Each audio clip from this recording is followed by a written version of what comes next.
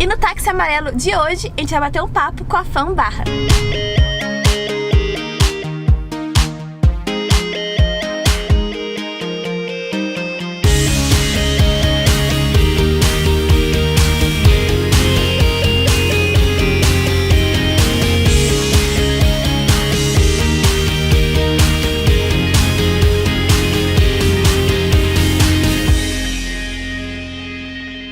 Episódio novo de Táxi Amarelo começando, o primeiro episódio da terceira temporada do Táxi Amarelo aqui em Nova York. Eu estou muito bem acompanhada com a Fanchelle Barra, profissional incrível paralegal aqui em Nova York, para tirar muitas dúvidas e contar um pouquinho da história dela, que é muito inspiradora. É um prazer, muito obrigada pelo convite, eu tô super feliz. E, é uma honra ter você aqui. Né, falar um pouquinho de mim, da minha história e também da minha paixão, né, pela imigração, pela preparação dos documentos. Então é fascinante estar dividindo isso, compartilhando isso com vocês. Enquanto uns têm pavor dessa palavra, ela tem paixão. Eu amo! E é um prazer estar aqui, já que eu faço parte desse blog também. Acompanho todos os dias. Obrigada! Você gosta de Nova York, gosta de histórias inspiradoras, já se inscreve no canal, que essa temporada tem vários convidados incríveis. Eu tô tendo a honra de começar a terceira temporada com a Fã, que é paralegal aqui em Nova York. Aliás, antes que eu fale besteira, o que é um paralegal? O que um paralegal faz? Então, um paralegal, no Brasil, né, a gente não tem essa posição. O paralegal ajuda os advogados a preencher toda a documentação, a revisar, né, a explicar para os clientes, porque nem sempre o advogado tem aquele tempo de ficar ao telefone, responder todos os e-mails. Então, o paralegal dá esse suporte, né, esclarecendo as dúvidas, quando a pessoa resolve ela mesma preencher os formulários, né? O paralegal pode auxiliar e também auxiliar os advogados. Eu amo saber a história das pessoas que moram aqui, como vieram parar em Nova York.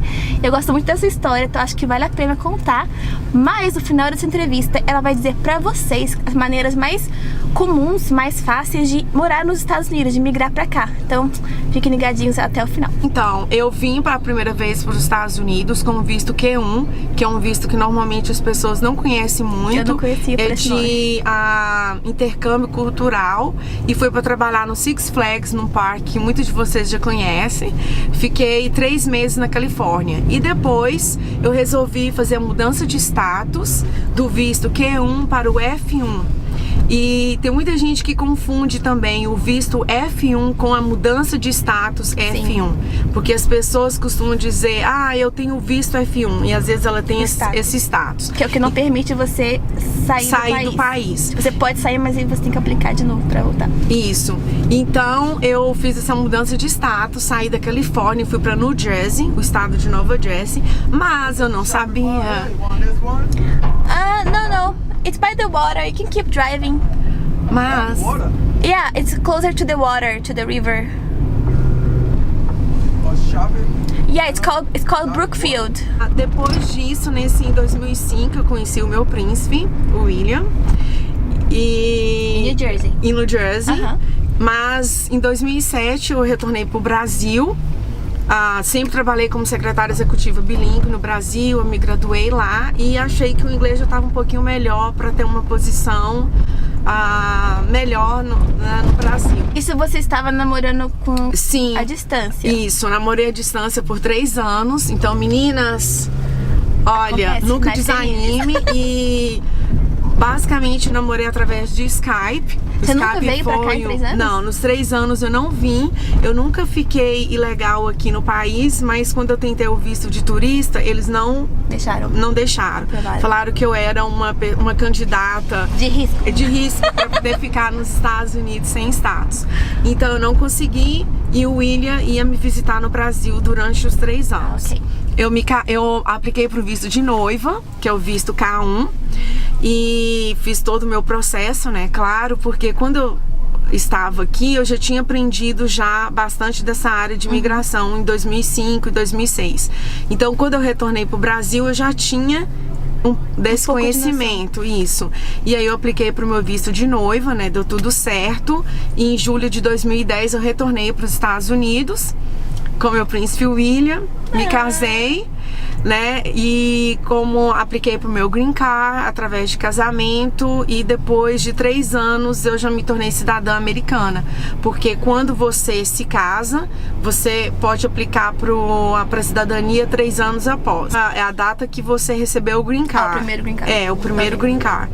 E quando é através de trabalho, você pode aplicar pro green card após 5 anos, né? A cidadania após 5 anos. Anotando as dicas de como que funciona, gente. Isso, então tem uma diferença, né? Sim. 3 anos É um e green 5 card, anos. mas Exato. tem um sistema diferente. E aí, quando eu resolvi, eu tive que construir a minha vida praticamente, né? Do zero. E aí eu decidi fazer um outro curso que foi na área como paralegal mesmo. Então eu retornei para a faculdade. Aí você começou uma carreira completamente nova, apesar de ter experiência com o mercado administrativo, era diferente, um país diferente, uma língua diferente. Isso. E principalmente o idioma nessa área jurídica. Sim. Né? Então os termos são bem diferentes, e quando a gente precisa preparar uma defesa, né, que um imigrante ele tem mais qualificações profissionais do que o americano, né? Então a gente tem que entender bem das palavras corretas para estar usando nessa defesa aí. Então hoje você trabalha como paralegal? Isso, hoje eu trabalho como paralegal e sou especialista na área de imigração. E também, não necessariamente, vocês precisam fazer um processo com um advogado ou contratar uma paralegal para ajudar nos formulários. Você pode fazer por conta própria, que a gente chama de pro se. Muitas vezes a pessoa tá assim insegura, né? Quando ela me procura, aliás, quando ela procura um profissional dessa área, ela tem a tendência de comparar o caso dela com de outras pessoas. Isso também é uma dica, cada caso é um caso. A Fran vai com a gente agora pro Brookfield Place, os lugares favoritos dela aqui em Nova York, e vai contar pra gente um pouquinho como que funciona pra morar legalmente nos Estados Unidos. Então, vem com a gente. Vem com a gente.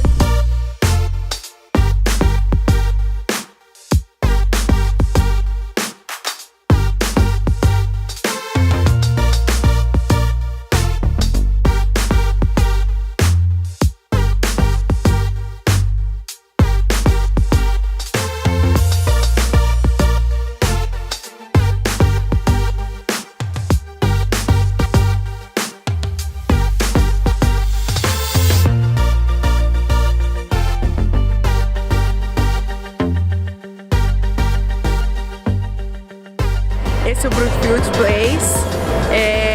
Cada vez que eu venho aqui, eu me sinto como se fosse a primeira vez.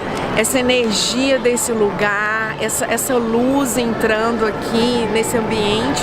E mesmo quando é à noite também, a vista que você tem, né, externa, é maravilhosa. Sem contar que você tem os lugares aqui para tomar um cafezinho, tem uma praça de alimentação com várias opções. Vale a pena conhecer esse lugar.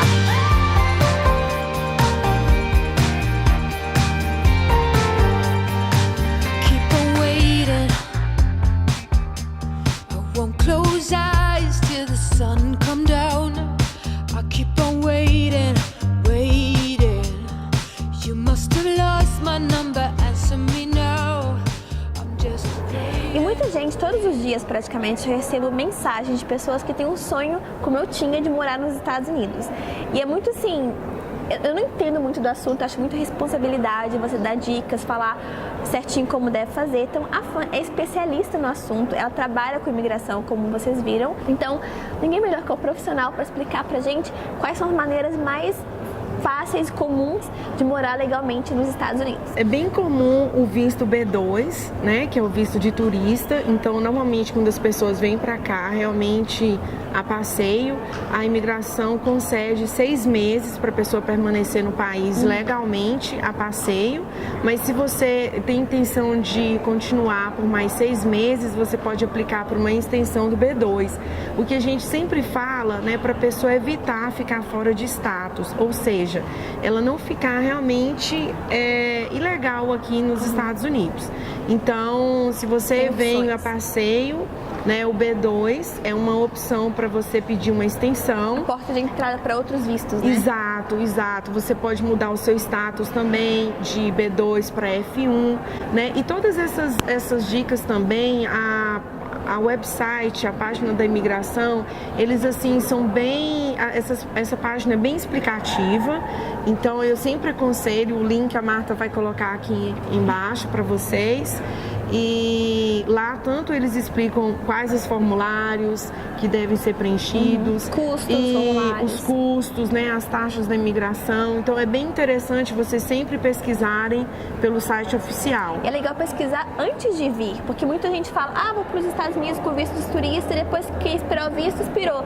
Você pode se programar, ler antes sobre o assunto, né? Para quando chegar aqui já saber como funciona. E também tem questão do valor do formulário, não é uma coisa tipo de $100. Quantas pessoas gasta mais ou menos para trocar um status? Então, depende, né? Quando ela vai fazer uma extensão, por exemplo, do visto B2, aplicar por mais 6 meses, esse formulário aí, a taxa da imigração tá $535. Então, o valor que tem que ir em mente já. Exato. Mas assim, procure nunca ficar, né, fora de status. A pessoa pode mudar do B2 pro F1, né, ela ir para escola e fazer um curso superior aqui também. Depois tem a opção do OPT, que é quando você faz um treinamento também, é como se fosse o nosso estágio aí no Brasil. Por um ano. Exatamente. Então, assim, tem várias formas. E os profissionais também, né, tem visto O, que é o visto de habilidades extraordinárias. Isso é uma coisa que uma coisa que eu não sabia quando eu vim pra cá, eu não sabia da existência desse visto. Eu era fotógrafa, fiquei muitos anos como fotógrafa com o meu visto de estudante. Então, hoje eu vejo que eu poderia ter aplicado para o visto o quê? Só? Tem o O1A e tem o O1B. Então, gente, quando não sabe nada, né? E tem vários tipos de visto, né? Tem visto L1 também, de trabalho, tem um visto H1B. Então, assim, é interessante, né, que vocês pesquisem um advogado da confiança de vocês. A gente tem ótimos profissionais, inclusive na nossa comunidade brasileira também, aqui em Nova York, em New Jersey. E não necessariamente você tem que contratar um profissional da área, você pode fazer por conta própria. Mas, assim, veja as instruções cuidadosamente. Muita gente te procura para fazer a revisão dos documentos, né? Isso, porque às vezes a pessoa ela faz por conta própria, mas pode ter algum errinho, né? Às vezes digita também errado, então é interessante você sempre pedir alguém também para revisar. Isso faz muita diferença, porque demora tanto, às vezes, um processo que um errinho, até voltar o documento, mandar de novo, você já gastou meses que não precisava, caso você tenha alguém para verificar para você, né? Exato. É muito importante isso. Então, o visto de turista é um dos mais populares, que dá para você estender.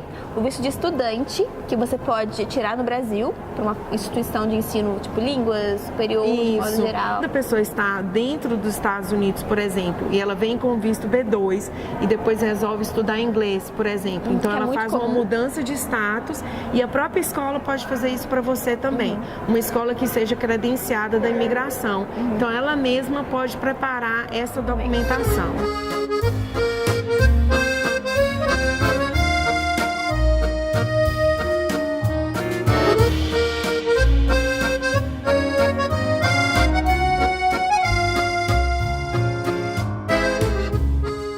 Nós estamos no mercado distrital francês, então dentro do Brookfield Place. E aí você pode vir nesse mercado, ele tem cada sanduíches assim deliciosos, tem horário de happy hour também. E a maioria dos produtos são todos franceses. Aí você se sente também na França, dentro de Nova York.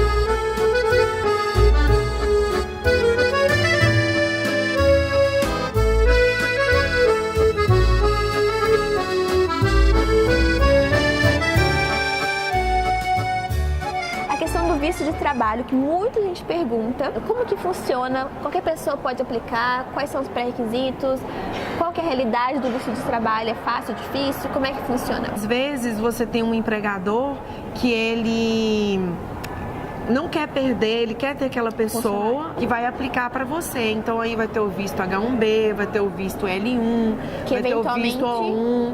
Que né? eventualmente pode ser um green card. Exatamente. Depois, quando a pessoa for pedir a extensão desses vistos, né, a maioria deles te dá 3 anos para permanecer legal no país. E aí, quando for solicitar a extensão, né, automaticamente ela já pode simultaneamente pedir para aplicação do green card. Que bem bacana. Isso é não é nenhum conselho jurídico que nós estamos dando.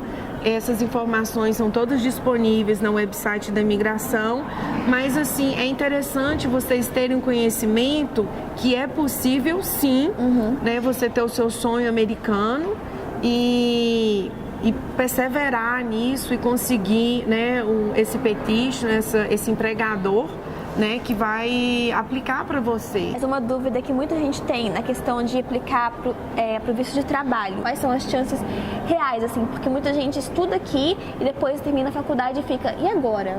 Sabe, eu não sou tão qualificada assim, como é que funciona? Um dia eu vou conseguir o visto?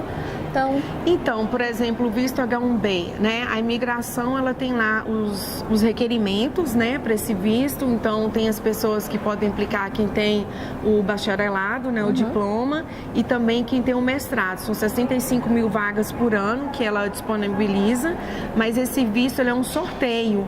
Então, ele é enviado, né, os processos todo início de abril. Agora, a pessoa que for preparar, ou você mesmo que for preparar, você vai verificar os requerimentos. Então, assim, quais são as suas qualificações? Por que o petitioner, por que o empregador, ele vai contratar um imigrante e não um americano? Então, você tem que ter um diferencial, né? Porque você vai estar ocupando a vaga de um cidadão americano. Você tem uma ideia de diferenciais que geralmente são aprovados?